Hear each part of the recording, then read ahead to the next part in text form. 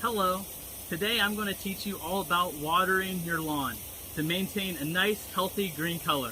So I hope you guys are ready because it's time to get wet.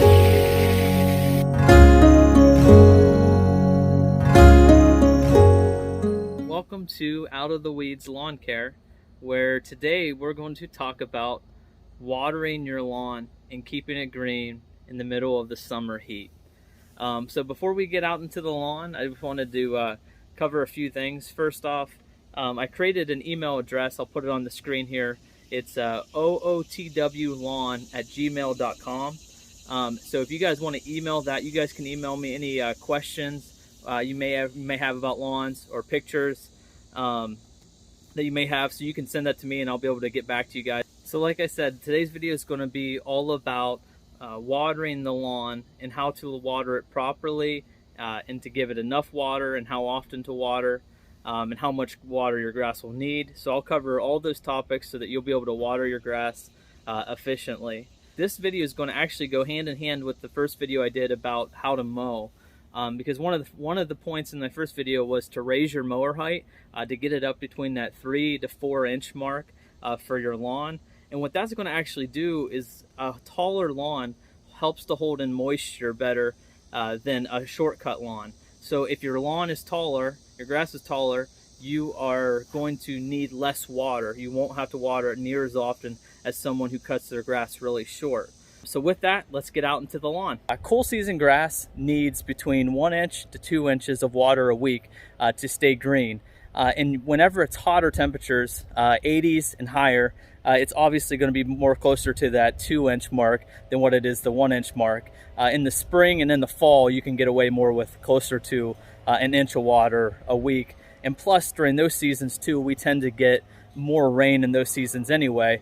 So a common misconception that I hear from a lot of people is that whenever they see the brown grass, especially during the summer, you get a lot of people that say, oh, the grass is dead, which that's actually not true. What it actually is grass goes into what is called summer dormancy. And what that is that it just doesn't get any water back here. It's not irrigated there on their side. So the lawn is been in summer dormancy now here for a little while. Whereas then on this side, with my lawn, you can see that it's green. It's just doing good, actually thriving in these really high temperature conditions for us. So whenever the grass isn't getting the proper water it needs, on top of very warm conditions higher than what the grass likes to be at, which for cool season grass, it starts to want to go dormant at around temperatures of 85 and higher. If you get consistent in the mid to upper 80s and higher for 5, 6, 7 days in a row, it's going to really stress out the grass. And really the only way to keep it from going into summer dormancy is to put a lot of water. What it's doing is it's shutting everything down and just kind of going dormant for the season, and it won't return back out until it feels that it's safe to do that. And so what will happen is you'll see starting in March and April, the lawns will all start to green up. So everybody's, even those who don't really take care of them, everybody's lawn will be green. And then you'll start to hit May, June, July, August, and September, and everybody's that don't water their lawn, they'll start to go dormant. But then here, once you start getting late September into October and November, everybody's lawn starts to go green again before they all then go into dormancy over the winter. So with that being said, if you're someone who absolutely doesn't want to water or don't think you will have time to water your grass, that is completely fine, and you can still have a very beautiful lawn. You can just let it go dormant and then kind of resume everything back into like mid to late September and in October and November before it goes into winter. So yeah, so it's definitely an option. But here in this video, I'm going to talk about watering. So for those of you who want to keep your lawn green, you can easily do that if you learn to water properly. And it'll be a huge differentiator between you and most everybody else in your neighborhood, even those who water your lawn, because as I look around, very few people water their lawn properly. And today I'm going to show you how. There are two main types of sprinkler systems that most homeowners will be dealing with. You will either have an in-ground irrigation system or you will have to water by sprinklers. First, with in-ground irrigation systems, they mostly comprise of breaking your lawn down into several different zones that'll each have a multitude of sprinkler heads that are in the ground, and when it runs that zone, it'll pop up and spray that zone for whatever allotted time period you set it for. So I will put on the screen here an actual kind of map I made of my backyard in the sprinklers that are in the backyard and kind of the coverage I get from each sprinkler head. Next, with irrigating with sprinklers, it is a lot more time consuming, but with that, you are way more involved in what you're doing, so you can really get on a good schedule and make sure that you're watering your lawn properly. You are able to be a lot more hands-on and really kind of know your yard better, know where areas need watered more, and you're able to pay a lot more attention to it because you don't just have this kind of set it and forget it system in place.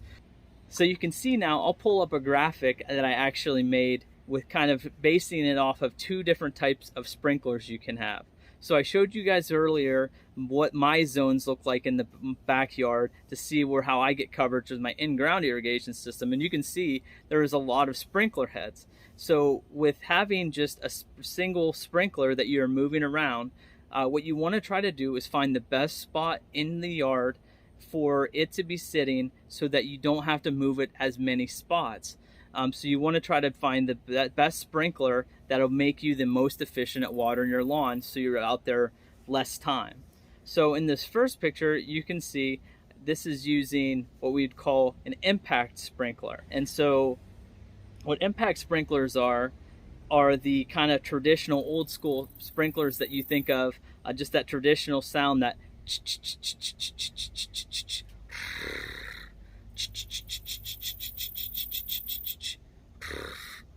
so that's the impact sprinkler. Everybody kind of is familiar with that sound, I hope, or maybe not the sound I made, but the sound of an impact sprinkler.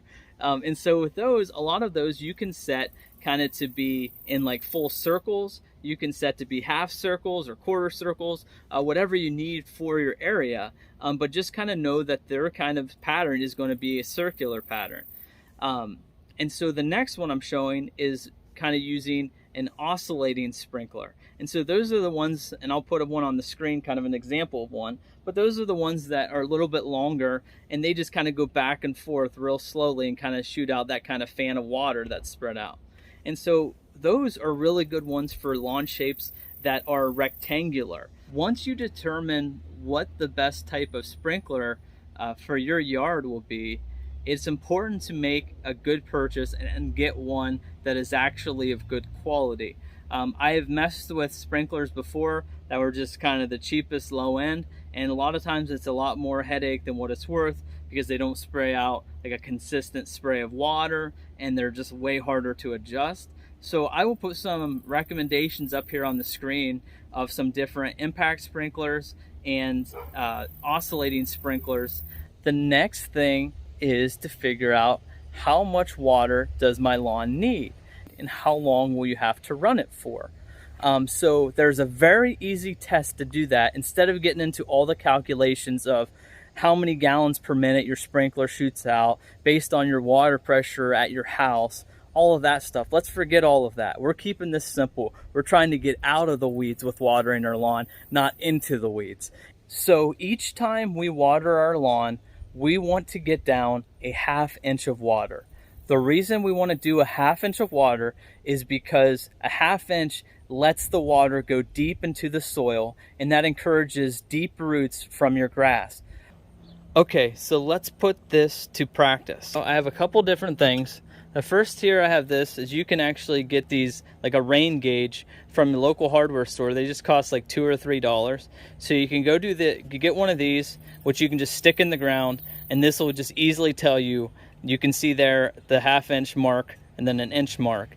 So you can sit those, but I have something that's even easier, stuff that you can use around your house. So for me, I have an applesauce container here that you can see right here. I measured a ½ inch from the bottom, and that will help me see, okay, that's my ½ inch mark. So when I sit that down in the zone, I can go and I can see where I'm at.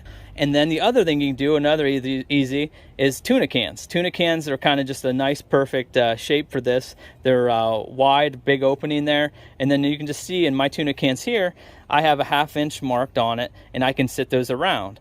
So what I will do with those is I will set those out in my zone that I want to water, all in different spots. I will run my zone or your area for 20 minutes and then shut the water off.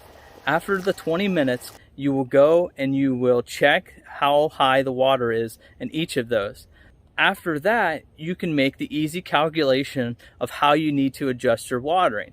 So for example, if we water for 20 minutes and I look and all of those are only halfway full, so then that would therefore tell me that I need to double my time. So now I need to go to 40 minutes. So as if I'm only getting a 1/4 inch of water, I go to 40 minutes and that will give me my 1/2 inch of water. As vice versa, if I go for 20 minutes and I see everything's full at the 1/2 inch mark, then 20 minutes is it. If I go and I see that it's way over that 1/2 inch mark, then I need to cut my time down. So lastly, how often should you water your lawn? Well, the answer to that is between 3 or 4 days a week, depending on the weather. So for example, here real time, I've been watering my lawn 4 days a week, and then I even give it some water in certain zones if I feel that they're struggling, which I'll show you in a second, kind of how to know if your lawn is struggling or if it's doing well. But for the most part, I set my schedule on kind of a Monday, Wednesday, and Friday to run and to put down that 1/2 inch of water, whatever I determine for the area that I'm watering. And so what you will do is you will run it on those days in those times, and then you will get down your 1/2 inch each time. So if you think about it, what I told you earlier, that our lawns need between 1 inch to 2 inches of water a week. If I do a 1/2 inch 3 times, that gives me 1.5 inches of water that week. Or if I do it 4 times, that gets me up to 2 inches of water for that week. And so one of the things too is you can cut it back if you get rain. We haven't been getting any rain here for the last few weeks, so I've been having to mostly just do it all on irrigation. But hopefully you get some rain help and you're not having to water it as much. Now for some of you without an irrigation system and you just have sprinklers, it's going to be very important just to find what works best for you. So now here is actually a curb strip on my side yard, and so I want to show you if you can see just a little bit in, let me try to get my finger in there, in this area here, you can see that the grass is actually kind of a gray color. And what happens is before the lawn goes dormant, the grass will start to turn gray. And whenever it turns gray, that's its sign that it needs water. So that's the thing to keep an eye on. Whenever you get home and maybe you've been starting your watering schedule, you've been working and you come home, just take a quick look at your lawn and you should be able to kind of tell what areas are stressed out and which areas are not, just by that kind of gray color it turns before it goes dormant. So for me, I have the area that I showed you there on the side, and I have a couple other areas that I know they're always the first areas to go. So I can gauge my entire lawn based off of those 2 or 3 areas just to see, because I know if those areas are struggling, then the rest of my lawn isn't far behind. So I watch for those areas. If they're doing good, the rest of my lawn's doing good. And as you kind of start to do this, you'll start to see the areas that you're like, man, I've been watering, but this area just, doesn't seem like it's responding as well. And everybody just has those areas in their lawn that are always going to be a little bit of a struggle. And that's what makes this fun to do. The last thing, for those of you who want to start watering your lawn, but you haven't been watering and your lawn is dormant, well, you can actually bring your lawn out of dormancy, but it takes a little bit of effort. What you need to do is water your lawn for 4 to 5 days consistently, getting a 1/2 inch each day. If you can also time that up with kind of a dip in the temperatures, it'll help as well.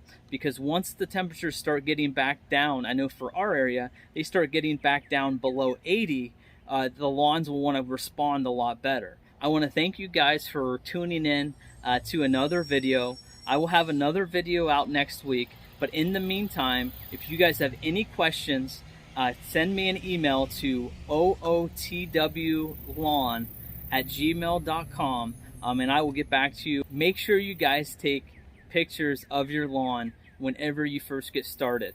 You will want to be able to look back on those times of when your lawn wasn't where it needed to be and you were able to get it there. Seeing progress pictures are a really great way to keep you motivated to keep going. Until next time, let's get out of the weeds and into a beautiful lawn. Thank you.